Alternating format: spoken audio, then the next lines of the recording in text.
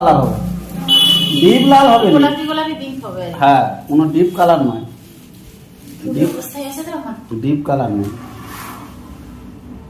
আর ব্যাগে কি আছে? ব্যাগে ব্যাগে তোমার দেখার দরকার নেই।